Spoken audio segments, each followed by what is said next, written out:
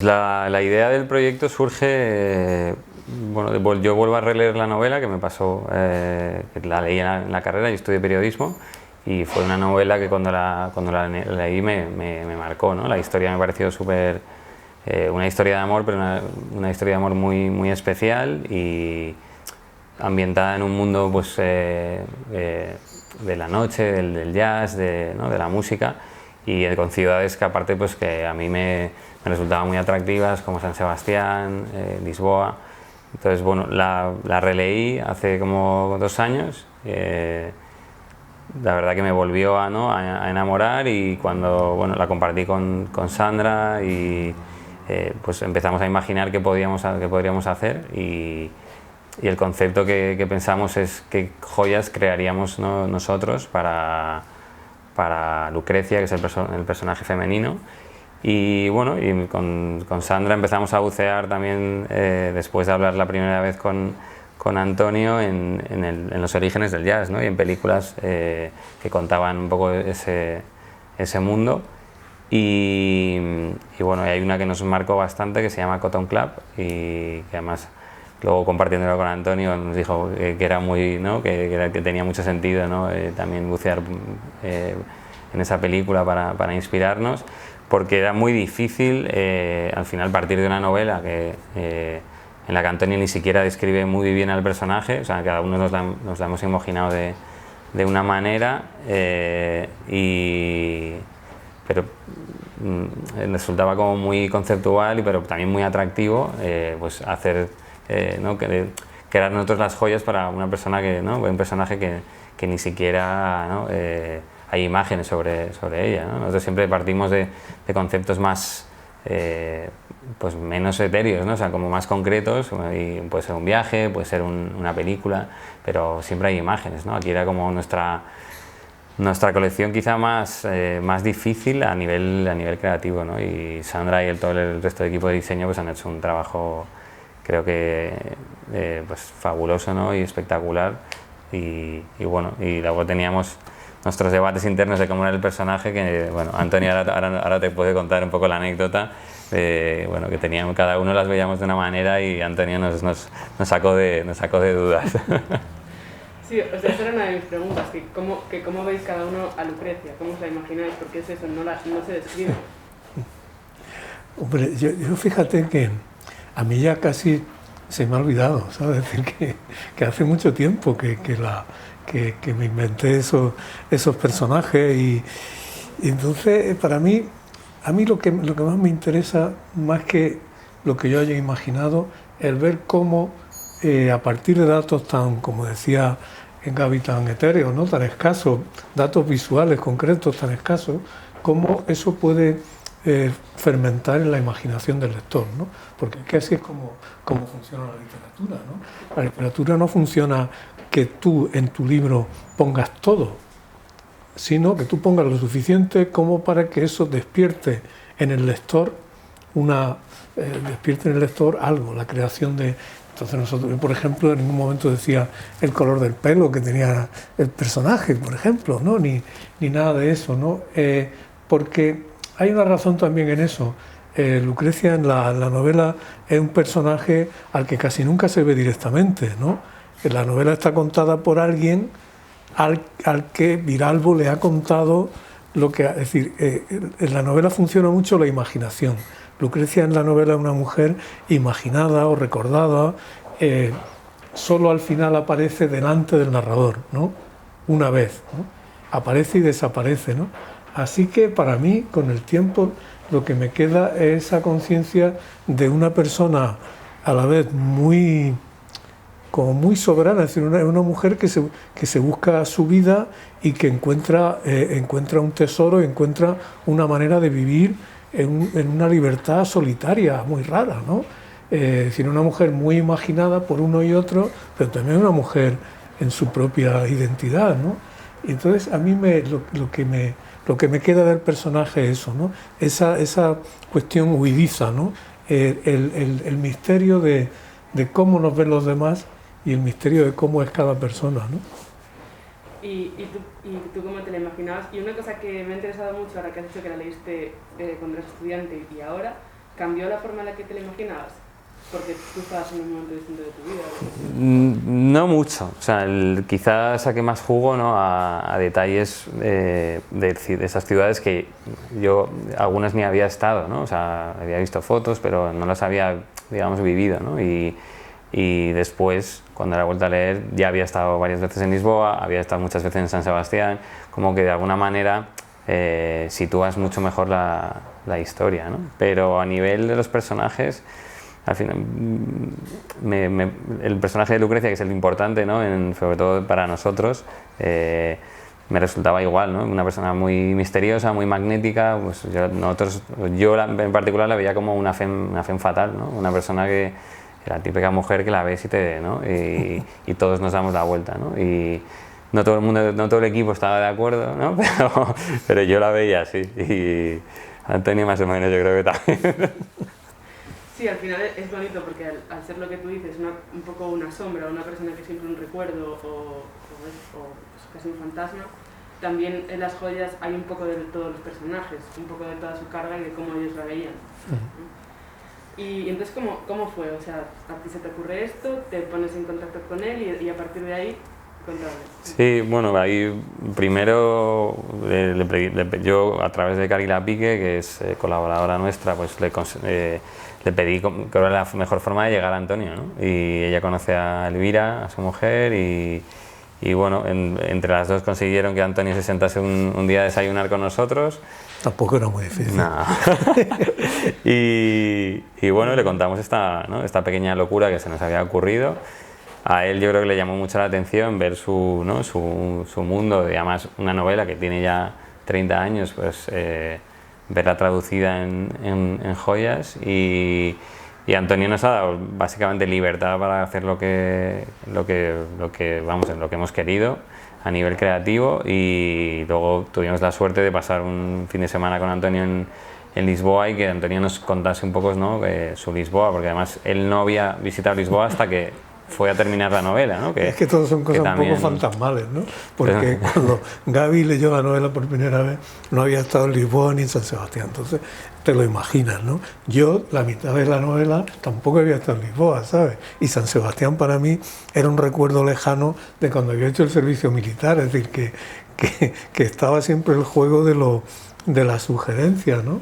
Pero hay una cosa que a mí que me gusta mucho, que es colaborar con artistas de otros campos que no son el mío, ¿no? Yo por ejemplo, me ha gustado colaborar con gente del cine cuando se ha adaptado alguna novela mía al cine, ¿no? O con músicos que han trabajado sobre cosas mías. Y me gusta hacerlo desde una posición de respeto absoluto, ¿sabes? Es decir, yo no quiero fidelidad literal a nada, ¿no? Lo que quiero es que el lector o la persona que adapta o que se interesa por el libro tenga la libertad que tiene siempre el lector, ¿no?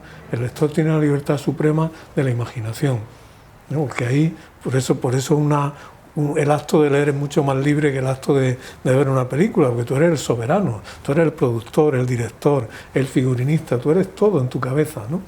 Así que eso me estimulaba mucho, del momento en que ellos me lo dijeron, ¿no? A mí el mundo de la moda, de las joyas, de la ropa, de todo eso, es una cosa que me gusta mucho, me llama mucho la atención.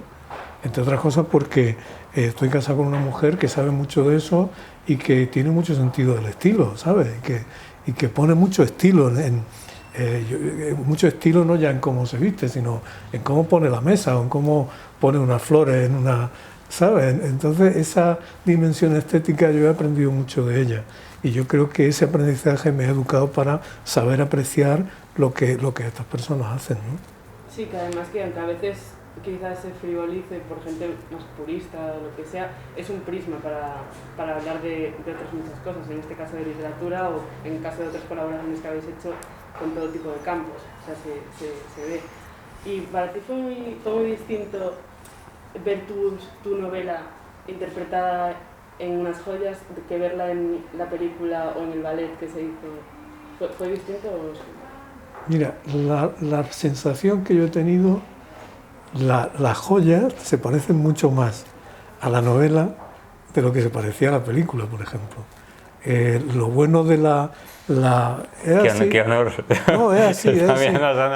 No, es así. Es decir, no tengo por qué mentir ni por qué nada de esto, ¿no? Pero hay como afinidades secretas. Mira, una derivación muy bonita de la novela fue la música que compuso Dizzy Gillespie con Danilo Pérez, ¿no?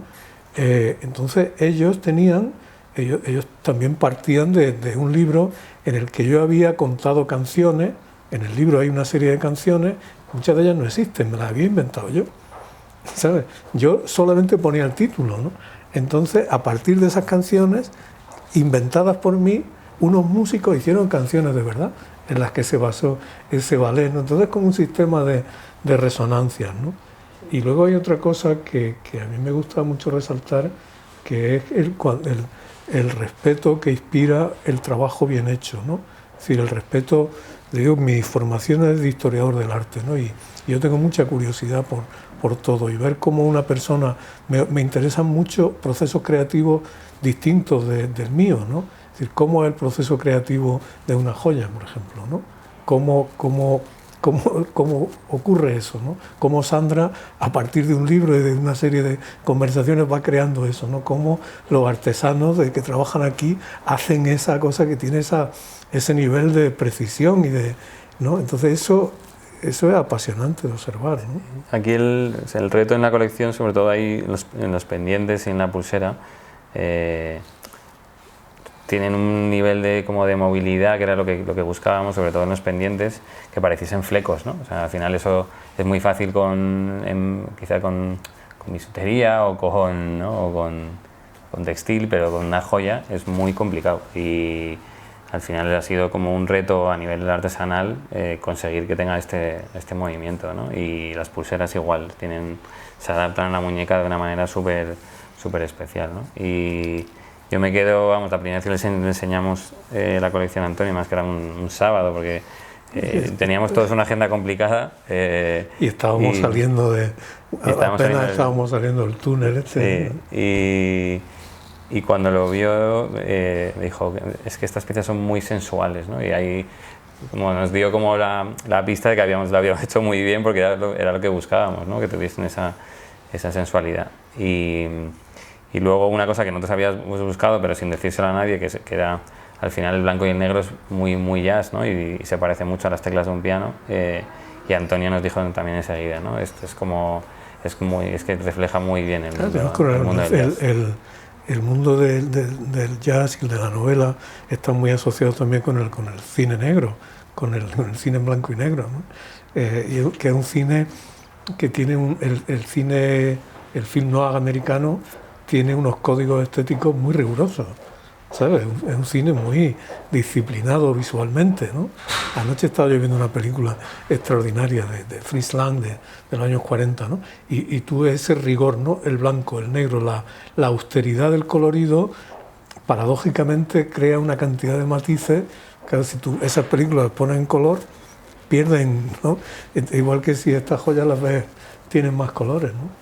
Y algo que me da mucha curiosidad, porque, tanto el libro como las joyas, yo creo que hablan de una época anterior, que ya no existe, por así decirlo, quizás los años 20, no sé, algo, un poco ese ambiente. Entonces, aprovechando que que Suárez tiene una historia, ¿habéis buscado en esa historia inspiración? O sea, en diseños anteriores, quizás. Bueno, nosotros, la primera idea que tuvimos fue como hacer una colección más art déco, porque nosotros Suárez ha trabajado mucho el art déco, pero luego Sandra decidió que no, que ese mundo ya lo veíamos, como que Suárez ya lo había visitado muchas veces y que podíamos hacer algo mucho más especial, que es lo que creo que hemos conseguido, ¿no? Y luego, así como anécdota también de la colección, nunca habíamos hecho centros de diamante negro, ¿no? Habíamos trabajado el diamante negro combinándolo en formatos pequeñitos con pavés de diamante blanco, pero nunca habíamos utilizado centros de diamante negro, y nos parece como también algo muy especial, y que ya la gente está le está creando curiosidad, y ha habido algunas ventas de de estas piezas. De hecho, es la que eligió Antonio para regalarle a Elvira en un momento muy especial. Y bueno, yo creo que tiene esa magia de regalar un solitario, ¿no? un diamante, pero negro, ¿no? Que yo creo que lo hace todavía más único. ¿Y cómo te gustaría que se sintiese una mujer al llevar estas joyas? O sea, con toda la historia que tienen detrás. Pues como Lucrecia, ¿no? Pues muy sexy, muy sensual y sobre todo, ¿no? Yo creo que es una forma, ¿no? De, pues como un bonito vestido al final cuando te sientes elegante, ¿no? Y como sí, con cierta audacia. Y pisando más fuerte. Porque claro, tú decías lo del pasado. Bueno, la novela tiene mucho que ver también con la época en la que fue escrita, que es el mundo de la nocturnidad de los años 80, ¿no? que yo viví, no lo viví en Madrid, pero lo viví en diversos sitios, ¿no? Y no hay que olvidar que este personaje es una mujer que se ha movido entre gente muy peligrosa, entre gángsters y que además ha dado un golpe, digamos. Es decir, esta mujer se ha robado un cuadro de Cézanne y es millonaria, ¿no? Y con el dinero de ese cuadro de Cézanne se ha comprado una quinta en Lisboa, cerca de Lisboa, y tiene una vida potente, ¿sabes? Una vida solitaria, que no sabemos mucho de ella, pero y a mí eso me gusta pensarlo, ¿sabes? Es decir, que alguien que ha hecho algo con mucha audacia, es decir, ha estado, te digo, con gente, con asesinos, ¿no? Que también tiene que ver con el mundo ese del cine negro, ¿no? Una inspiración que yo tenía muy fuerte mientras escribía la novela era la película de Otto Preminger, Laura, ¿no? Que es una de las películas fundacionales del cine negro, en esa película sale una de las actrices más bellas que ha habido en el cine, que es Jean Tierney, ¿no? Y en esta película trata de una mujer que cuando empieza la película se supone que ha muerto. Entonces hay un detective que está investigando y que está hablando con gente que la conoció, ¿no? Entonces nosotros vemos a esa Laura del pasado. Y de pronto, ya cerca del final, aparece. ¿Sabes? Pero si no habéis visto esa película, eso es un monumento, eso es como la Capilla Sixtina. ¿Sabes? Entonces, eso lo tenía yo muy presente.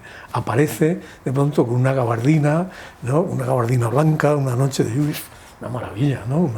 Una maravilla visual, ya te digo, es como ver un fresco de Giotto, ¿no? El ver una película así. Es decir, la potencia estética y visual de ese mundo que está ahí de manera en la joya, ¿no? Los reflejos nocturnos, esos reflejos de los coches, de los coches y del asfalto en las películas de cine negro, ¿no?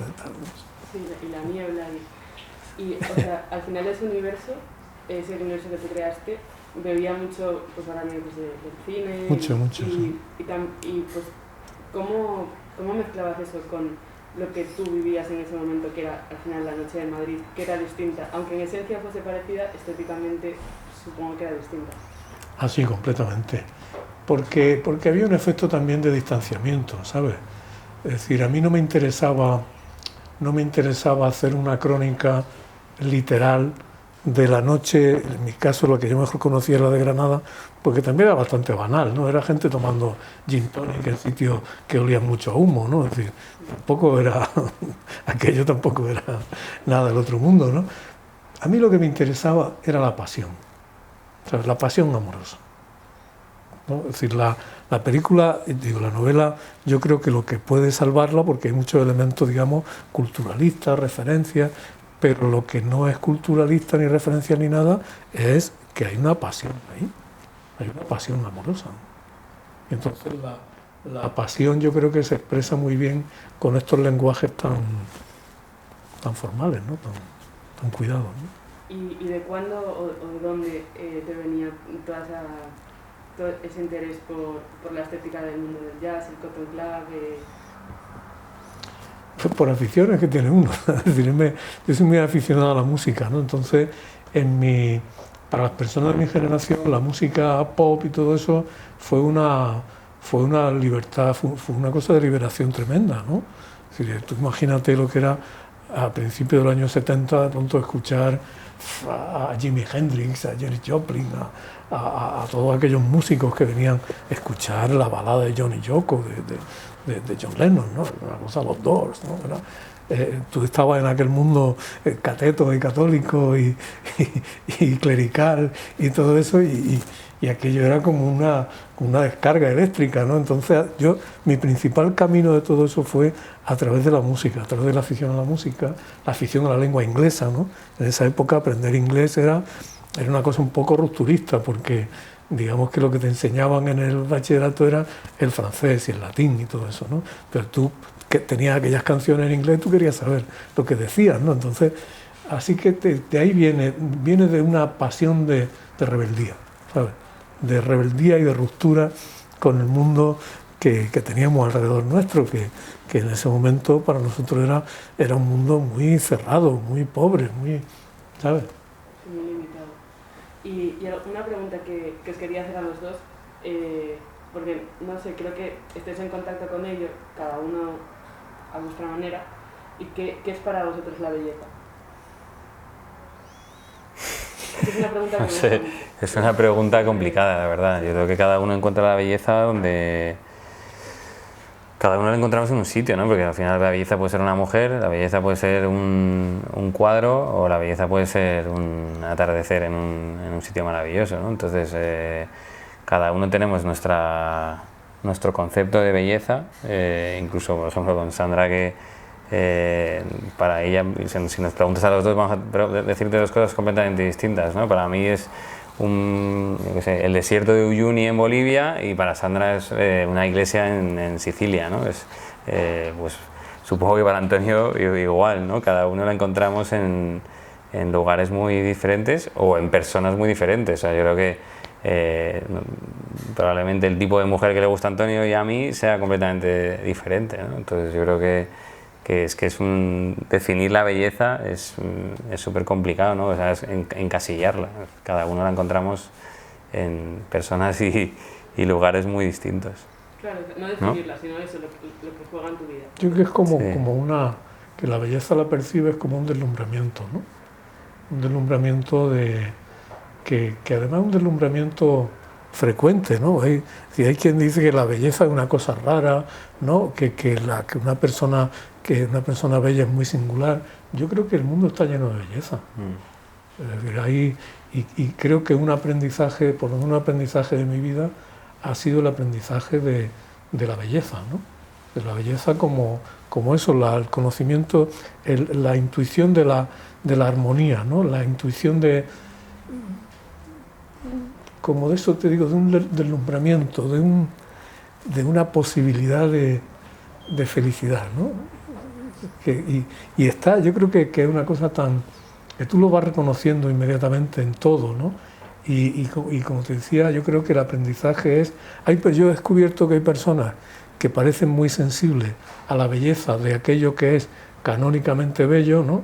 Es decir, la belleza de la pintura, la belleza de la música, la belleza de la ópera, y que luego son indiferentes a la belleza de lo cotidiano. A mí eso me extraña mucho, ¿no? Es decir, gente con la que tú estás hablando, ¿no?